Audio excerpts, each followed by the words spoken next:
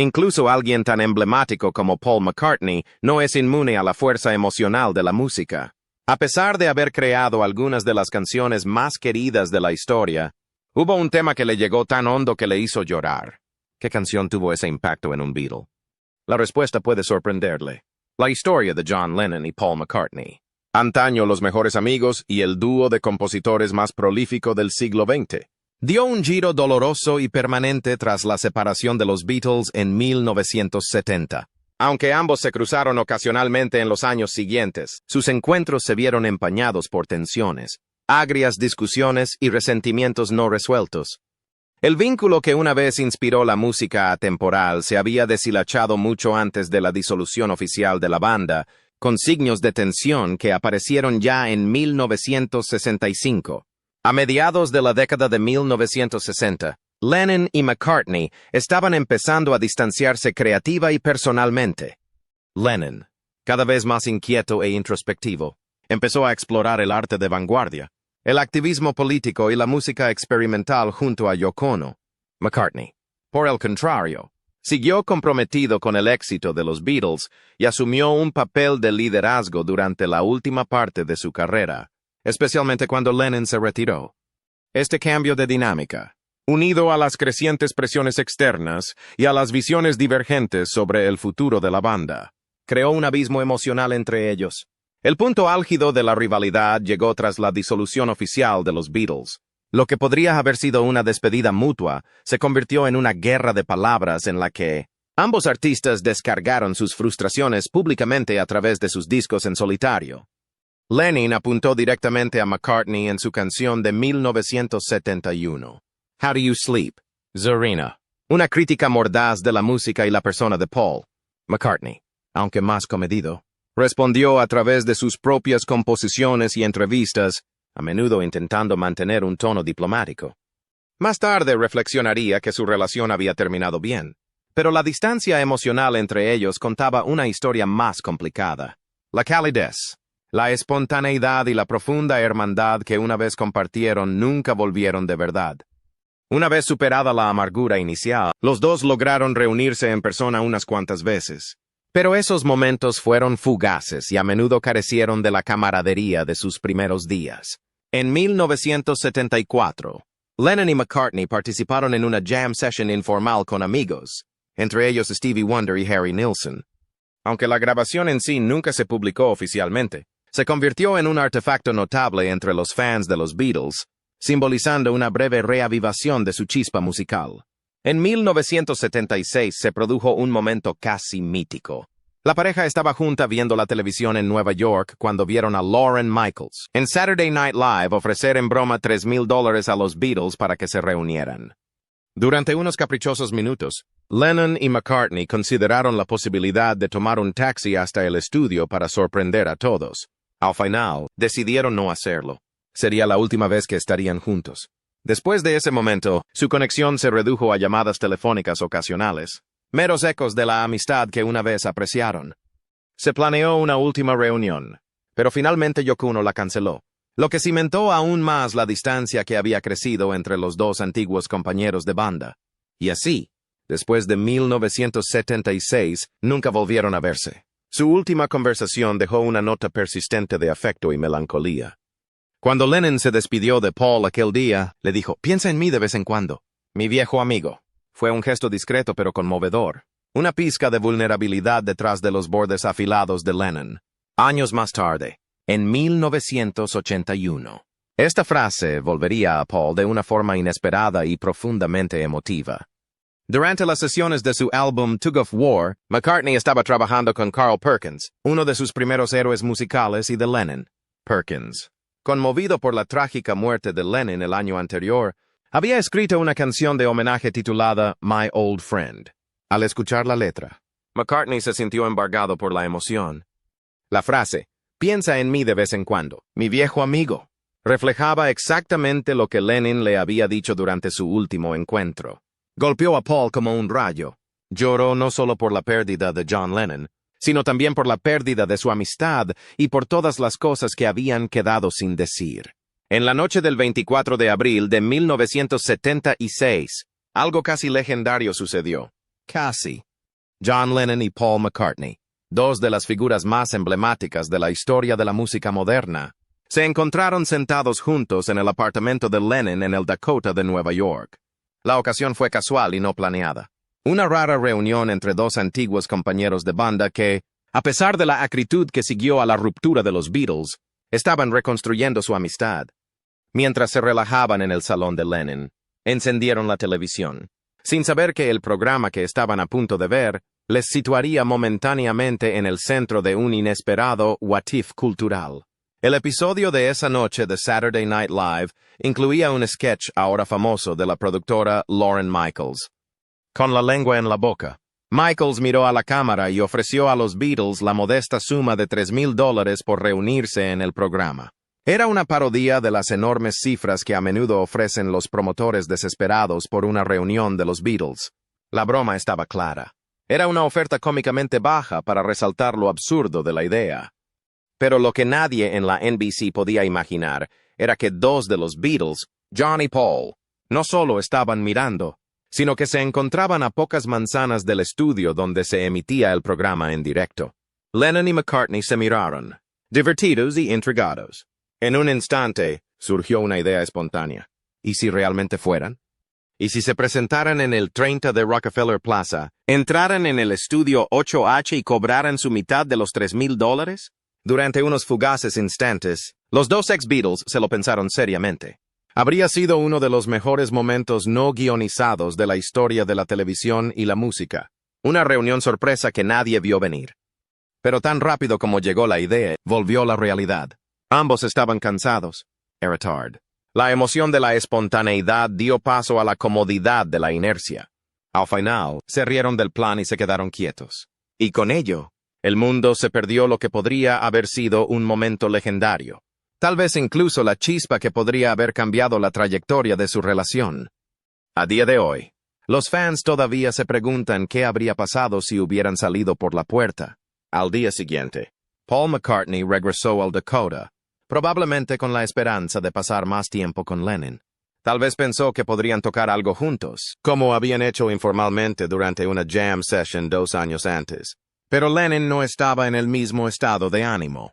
Su vida había cambiado radicalmente desde sus años de fin de semana perdido. Estaba centrado en la vida doméstica, cuidando de su hijo pequeño, Sean, y se estaba retirando gradualmente de los focos. Cuando Paul llamó a la puerta ese día, Lennon lo rechazó. Ese fue un período en el que Paul seguía apareciendo en mi puerta con una guitarra. Lennon explicaría más tarde que le dejaría entrar, pero al final le dije, por favor, llama antes de venir. No estamos en 1956 y presentarse en la puerta ya no es lo mismo. Llámame. Lennon no estaba enfadado, solo agotado, abrumado por las exigencias de la paternidad y el deseo de intimidad. Pero sus palabras picaron. Para McCartney, que antes había compartido una cercanía casi telepática con John, que le dijeran que llamara antes le resultaba frío, distant. Fue un doloroso recordatorio de que su relación había cambiado de un modo que ya no tenía marcha atrás. Ese incidente marcó un punto de inflexión. Aunque se habían acercado brevemente, la brecha emocional entre ellos volvió a abrirse. La fácil compañía de su juventud, antaño llena de risas, canciones nocturnas y sueños compartidos, dio paso de nuevo a la distancia. A pesar de algunas llamadas telefónicas en los años siguientes, nunca volverían a verse cara a cara. En los años que siguieron a la disolución de los Beatles, la amistad entre John Lennon y Paul McCartney, antaño íntima, fue tensa, complicada y a veces dolorosamente distante. A pesar de la rabia y la decepción que ensombrecieron la disolución de su legendaria asociación, hubo esfuerzos ocasionales por volver a conectar. Estos momentos, aunque raros, estaban llenos de una belleza silenciosa, destellos del profundo vínculo que una vez había definido su juventud y creatividad. A finales de la década de 1970, los bordes afilados de su rivalidad post-Beatles habían comenzado a suavizarse, y lo que quedaba era el deseo, tal vez incluso la necesidad, de encontrarse de nuevo, no como compañeros de banda, sino como viejos amigos. A lo largo de los años, solo hablaron por teléfono unas pocas veces. Pero una de esas conversaciones, pocos meses antes de la muerte de John Lennon en 1980, destaca en la memoria de Paul McCartney con especial claridad. Años después, McCartney describió la conversación no como un momento profundo o dramático, sino como algo mucho más ordinario y, quizá por ello, profundamente significativo. Fue muy especial para mí que llegáramos a ese punto, dijo Paul, porque ya sabes, habías tenido todo el horrible asunto de la ruptura del grupo. Después de las disputas públicas, las batallas legales y las heridas emocionales tácitas que dejaron tras su separación, los dos hombres habían llegado a una tranquila conclusión. Debajo de toda la historia y el dolor, todavía se amaban. Creo que nos dimos cuenta. Vamos, chicos. Nos queremos. ¿Qué estamos haciendo? La última llamada fue sencilla y doméstica. No se habló de música, ni de ambiciosos planes de colaboración, ni de viejas rencillas. En su lugar, los dos viejos amigos encontraron consuelo en el ritmo familiar de una conversación informal. Paul recuerda con cariño cómo hablaban de hacer pan. Era un tema extrañamente apropiado, mundano, sano, un símbolo de la vida tranquila que Lenin había abrazado. Yo hablaba pan y se me daba bastante bien. Recuerda Paul riendo entre dientes, así que cuando me enteré de que John lo estaba haciendo, fue genial. Podíamos hablar de algo tan ordinario. No hay amenaza ni nada. Hablaron como lo harían dos amigos de toda la vida, compartiendo consejos, riéndose de las pequeñas cosas, disfrutando de la sencillez de estar en compañía del otro, aunque solo fuera a través del teléfono. Eran solo dos tipos hablando de, bueno, no sé, ¿qué harías tú? ¿Lo dejas toda la noche o qué haces? Continuó Paul. Y yo le dije que sí, que lo dejaba toda la noche en el armario caliente y tú te quedabas charlando y era muy agradable. Aquella conversación significó más de lo que podía parecer a primera vista. Fue la restauración de algo esencial, un regreso emocional a sus raíces, reflexionó McCartney. Me alegró mucho que volviéramos a tener la relación de siempre. Ya sabes, éramos niños. Habíamos vivido tanto tiempo el uno en el bolsillo del otro que fue genial volver a eso. Después de toda la agitación, habían logrado redescubrir la comodidad y la familiaridad de un vínculo que una vez había sido irrompible. Lennon, por su parte, también se estaba abriendo. Tras años de reclusión doméstica dedicada a criar a su hijo pequeño Sean y a administrar su hogar con Yoko Ono, recientemente había expresado un creciente deseo de volver a la música. Con el ingenio que le caracteriza, bromeó con Paul diciéndole que estaba lista para dejar de ser ama de casa. Había una chispa de entusiasmo en su voz, un afán por retomar el mundo creativo que había dejado de lado durante varios años. No fue un gran anuncio, pero a Paul le pareció una señal de esperanza, un posible nuevo capítulo. Y entonces, cuando la llamada tocaba a su fin, Lennon dejó a Paul con una frase que resonaría el resto de la vida de McCartney. Piensa en mí de vez en cuando, mi viejo amigo. Fue una despedida suave y conmovedora, no dramática, pero llena de calidez. No había forma de saber que sería su última conversación. Unos meses más tarde, el 8 de diciembre de 1980, John Lennon fue asesinado a tiros en el Dakota de Nueva York. La noticia conmocionó al mundo y destrozó a Paul. Darse cuenta de que su última conexión había sido por algo tan simple y humano como hornear pan no hizo más que aumentar el peso emocional. No habría reunión final, ni reconciliación oficial, ni oportunidad de volver a coger el teléfono. La mañana del 9 de diciembre de 1980, apenas unas horas después de que John Lennon fuera brutalmente asesinado frente a su casa en Nueva York, el mundo luchaba por comprender la pérdida. Los fans se reunieron en un silencio atónito. Se celebraron vigilias con velas en todos los canales de noticias y emisoras de radio. Empezaron a llover los homenajes al hombre que había contribuido a redefinir la música moderna, que en su día se situó en el centro de la revolución cultural de los años 60. El mundo lloraba a un visionario, pero en medio de este dolor colectivo, una voz destacó, silenciosa, breve y aparentemente indiferente. Era la de Paul McCartney. Un equipo de cámaras se acercó a McCartney cuando salía de los estudios Air de Londres. Ese día había estado trabajando en la producción de su nuevo álbum en solitario, Tug of War, que se convertiría en uno de los discos más personales y reflexivos de su carrera posterior a los Beatles. Pero en ese momento, de pie en la calle con los periodistas agolpados a su alrededor, Paul parecía desconectado, Casey indiferente. Bueno, solo estaba escuchando algunas cosas, ya sabes. No quería quedarme en casa. ¿Por qué? No me apetecía, dijo claramente nervioso. Cuando se le preguntó a qué hora se enteró de la noticia de la muerte de Lennon, respondió, esta mañana en algún momento, muy temprano. Sí, no lo sé. Sí, el arrastre. ¿No? Bueno, salud. Rápidamente se dio la vuelta y se fue. Para muchos, sobre todo los que lo veían desde fuera, los comentarios resultaron extrañamente fríos, carentes de emoción, incluso insensibles. Es una pesadez, que se repite torpemente en los periódicos y en la televisión, y que contrasta con las muestras de dolor de aficionados y amigos. Los críticos se preguntaban cómo McCartney, el compositor y colaborador más cercano de Lennon, podía responder a una pérdida tan monumental de una forma tan aparentemente frívola. Pero lo que la mayoría no entendió fue que McCartney se encontraba en ese momento en estado de shock. Puede que su cuerpo estuviera en Londres, pero su mente se tambaleaba por las trágicas noticias con las que se había despertado esa mañana. El hombre con el que había compartido los años más formativos e intensos de su vida se había ido de repente, violentamente, sin sentido. Paul, como tantos otros, simplemente no sabía cómo procesar la enormidad de todo aquello. Más tarde, McCartney explicaría que su intención no era ser frío o insensible. Acababa de enterarme de la noticia hacía 1 o 2 horas. Todavía estaba aturdido. Recordaba. ¿Qué dices cuando alguien te pone un micrófono en la cara en un momento así? Intentas encontrarle el sentido tú mismo. El arrastre, al que se refería, no era ligereza. Era una pena aturdida, traducida torpemente bajo el peso de la pena y la presión mediática. Por aquel entonces, Paul estaba inmerso en las sesiones de grabación de Tug of War, su primer gran proyecto desde la disolución de Wings.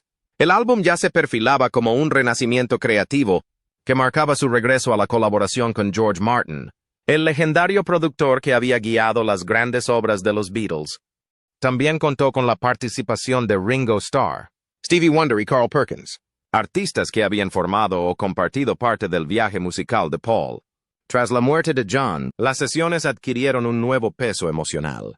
Una canción en particular, Aquí Hoy, se convirtió en el tributo profundamente personal de Paul a Lennon. Enmarcada como una conversación imaginaria entre los dos, la letra revelaba todas las palabras no dichas, los sentimientos no resueltos y el amor duradero que Paul aún sentía por su viejo amigo. La vulnerabilidad de la canción, su cruda honestidad y su serena tristeza contrastaban con la cortada frase que tantas críticas había suscitado. Mostró la verdad del dolor de McCartney, no filtrada a través de la dura lente del escrutinio mediático, sino plasmada en la música, el lenguaje que siempre había hablado mejor. En otro poderoso momento de las sesiones de tira y afloja, la leyenda de la música country, Carl Perkins interpretó para Paul una canción escrita en homenaje a Lennon. La canción contiene la inquietante frase, piensa en mí de vez en cuando, mi viejo amigo, haciéndose eco de las mismas palabras que Lennon había dicho a Paul en su última llamada telefónica. Mientras sonaba la música, Paul lloraba. No había cámaras, ni entrevistas, ni citas incómodas. Solo un hombre llorando en silencio, la pérdida de alguien que había sido, para bien o para mal, un hermano. La veneración de Paul McCartney por Carl Perkins no era ningún secreto. Al igual que sus compañeros de los Beatles, Paul había crecido idolatrando a la leyenda del rockabilly, cuyos retorcidos riffs de guitarra y conmovedora voz ayudaron a dar forma al sonido del primer rock and roll. Canciones como Blue Suede Shoes y Honey Don't Know eran solo influencias. Eran estándares en el repertorio temprano de los Beatles. La banda rindió a menudo homenaje a Perkins versionando sus canciones en directo y en el estudio, un gesto que Perkins nunca olvidó. Permaneció agradecido durante toda su vida, tanto por el homenaje musical como por la profunda admiración que los Beatles le habían profesado. A principios de los 80s, cuando Paul McCartney se embarcó en un nuevo capítulo musical tras la disolución de Wings, estaba ansioso por volver a sus raíces musicales y emocionales. Para su álbum de 1982, Tug of War, Paul recurrió a un puñado de artistas cuyos estilos respetaba y cuya amistad significaba algo personal para él. Entre ellos estaba Carl Perkins. Su colaboración dio como resultado el optimista tema Get It, un alegre dúo que capta el afecto mutuo y el espíritu lúdico entre las dos leyendas. Las sesiones no solo fueron productivas, sino también muy íntimas. Paul y Linda McCartney acogieron calurosamente a Carl en su casa durante el período de grabación. En la tranquilidad de su hospitalidad ocurrió algo extraordinario. Una mañana, Perkins se acercó a Paul con una nueva canción que había escrito. Le explicó que se había despertado en mitad de la noche con una letra que le inundaba la mente, palabras que no podía ignorar. Así que se levantó, las anotó y terminó la canción antes del desayuno. Se llamaba Mi viejo amigo. No pensaba hacer nada grande con él. Era simplemente una muestra de gratitud por la hospitalidad de Paul, un regalo personal de un viejo rockero a otro. Sentado con Paul y Linda, Carl empezó a interpretar la canción. Era una balada suave y reflexiva, muy lejos de la energía trepidante de Get It. La letra era tierna y nostálgica, y evocaba una sensación de paz espiritual y reencuentro. Cuando Carl llegó a las últimas líneas del estribillo, la habitación se estremeció.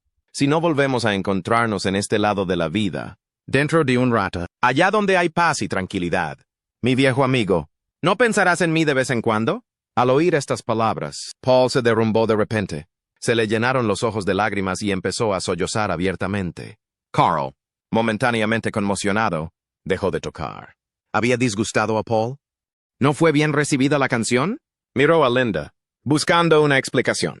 Linda rodeó suavemente a Carl con un brazo y lo tranquilizó con calidez y claridad. Es preciosa, Carl, le dijo. Es que esas fueron las últimas palabras de John a Paul a El dolor de Paul, que había permanecido en gran medida silencioso e interno desde el asesinato de John Lennon en diciembre de 1980. Se desbordó en ese momento, en una actuación espontánea. Carl Perkins había tocado sin saberlo la cuerda emocional más profunda del corazón de McCartney. Durante la última conversación de Paul con Lennon, John había terminado la llamada con una sencilla y sentida despedida. Piensa en mí de vez en cuando, mi viejo amigo. Las mismas palabras resonaban ahora en el estribillo de la canción de Carl, como si el propio Lennon se las hubiera susurrado al oído. Tanto para Carl como para Linda, el momento adquirió un carácter casi místico. No parecía una coincidencia. Para ellos, era como si la canción hubiera sido canalizada, como si el espíritu de John, lleno de amor y paz, hubiera atravesado el tiempo y el espacio para entregar un último regalo a Paul. Carl, que no conocía las palabras de despedida de Lennon, se quedó atónito. Lo que le había parecido una simple inspiración nocturna era ahora algo sagrado. Paul reflexionaría más tarde sobre ese momento con gran reverencia. La canción no se publicó como parte de Tug of War, pero vivió en el corazón de Paul como un cierre privado y profundamente personal. Le había permitido por primera vez conectar plenamente con su dolor, no solo como figura pública o antiguo compañero de banda, sino como hombre que llora la pérdida de un hermano. El regalo espontáneo de mi viejo amigo le dio a Paul algo que la fama y los elogios nunca podrían darle. La curación que viene con la honestidad emocional y un tierno recordatorio de que el amor y la amistad perduran incluso después de la muerte. ¿Qué opinas de la canción que hizo llorar a Paul McCartney? Déjanos tus comentarios en la sección de abajo. Esperamos que este video te haya resultado